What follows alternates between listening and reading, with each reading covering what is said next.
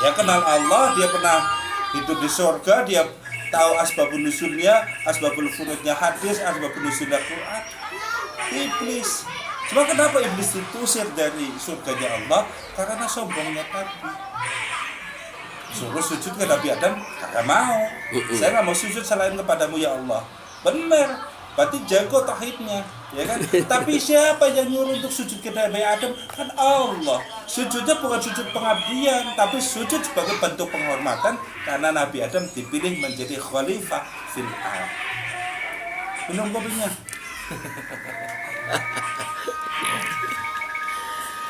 Saya bagi keluarga saya ada Ipan pernah nggak masuk masjid? sering. Sering. Apakah pasti menjadi muslim? Enggak. Kenapa? Karena akidahnya nggak berubah. Begitu juga buat pernah nggak masuk gereja? Ya perlu sering. Sering, ya kan? Sering. Apakah kemudian berubah Iya. akidahnya menjadi Kristen? Ya tidak. Ya enggak. Kaitannya adalah akidah. Iya. Itu kalau Urusan ibadah itu urusan antara kita dengan Allah, bukan urusan dengan manusia. Kita nggak boleh mengkultus kemudian neraka. Neraka punya Allah, bro, bukan punya ente. setuju Kan? Iya. Wah, kafir. Urusan kafir atau enggaknya urusan Allah yang menentukan, bukan manusia. Iya, betul. Betul. Itu. Ya kan?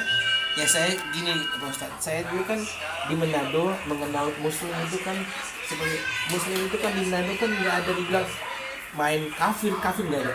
Di Manado itu benar-benar kita hidup damai. Oh iya. Gitu kan, saya baru hidup di Jakarta, baru saya lihat wah benar-benar ini ya ekstrim bilang gitu kan. Jakarta itu Ekstrim, wah panas. parah lu bilang. Kalau di Manado kita ya karena Jakarta itu panas. tetangga saya setengah muslim, di depan sebelah muslim.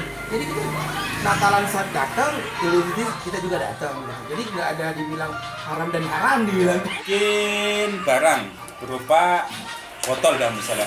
Botolnya saya banting dari yang dibikin Bang Stephen, marah nggak? Dia pasti marah. Nah, ya kan? Sekarang manusia itu siapa yang menciptakan? Allah, ya kan? Urusan akidah itu urusan masing-masing manusia. Tapi kita lihat bahwasanya yang namanya manusia itu adalah milik Allah. Kalau dalam bahasa kitanya innalillahi wa inna ilaihi raji'un, kembali kepada Allah, ya kan? Perkara dia muslim atau enggaknya itu urusan masing-masing individu. Kemudian urusan antar sesama manusia disuruhnya Allah oleh Allah apa? Inna khalaqnakum min dzakarin wa unsa wa ja'alnakum syu'uban wa qabailan lita'arafu. Sesungguhnya aku ciptakan antara laki-laki dan perempuan, kata Allah. Ya kan? Syu'uban bersuku-suku wa qabailan dan berbangsa-bangsa. Lita'arafu untuk saling mengenal. Yang namanya mengenal apakah dengan tonjok-tonjokan? Apakah dengan main pukul-pukulan? Kan enggak. Yang namanya saling mengenal adalah sama-sama melihat sifat cinta dan kasih sayang.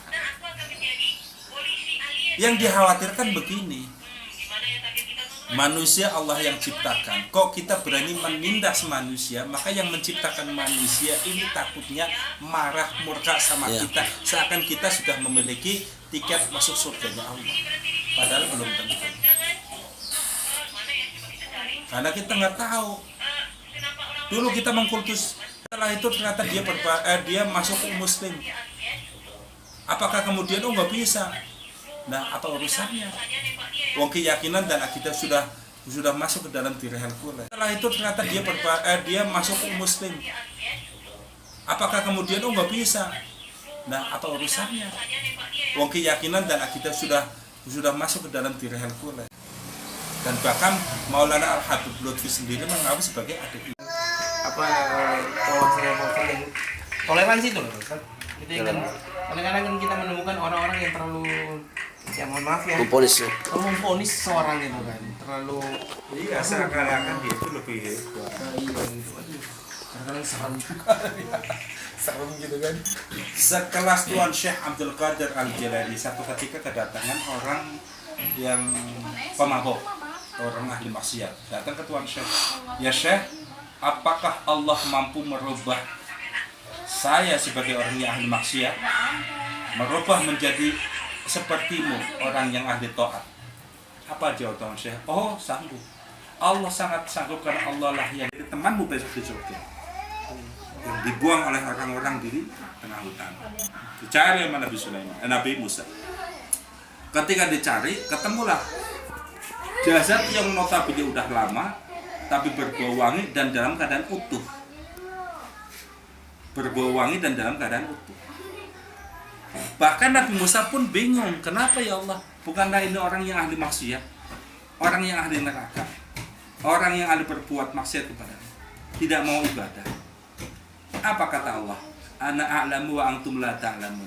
Saya mengetahui dan engkau tidak mengetahui, wahai Musa. 2 hari sebelum meninggal dia telah datang kepadaku, dia mencucurkan air matanya, dia nangis karena minta diampuni segala dosanya. Allah. Dan di dalam pertaubatannya itu dia mengatakan, ya Allah, engkaulah yang maha pengampun. Kalau kau tidak ampuni dosa-dosaku yang banyak ini ya Allah, lalu kepada siapa aku harus minta ampunan? Dosaku yang begitu teramat-amat besar, tapi pengampunanmu jauh lebih besar daripada dosa-dosaku. Allah senang, dia ampuni dosanya.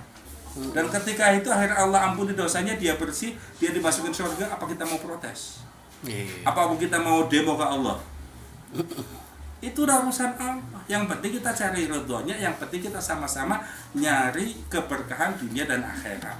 Itu aja. Karena kita saat ini juga nggak tahu. Bisa jadi contoh gini, Bud, kamu nggak usah sholat Jumat, saya kasih duit 10 juta. Berani? Ya sebagai manusiawi berani. Berani. Oke. Dalam sehari semalam kamu nggak usah sholat. Berani. Untuk dibayar 10 juta. Berani, secara manusiawi berani. Enggak, ini kita bicara bukan masalah manusiawinya. Apa? Anggaplah ente seakan-akan orang beriman. Oh gitu, seorang beriman. Ya pastinya nggak berani lah Ustaz. Semeliar aja nggak berani. Ya, gitu kan? Ya. Kenapa? Karena takut. Siapa? Sama siapa? Sama Allah. Tapi sadarkah kita, ternyata kita itu terkadang meremehkan Allah gara-gara ada urusan bisnis.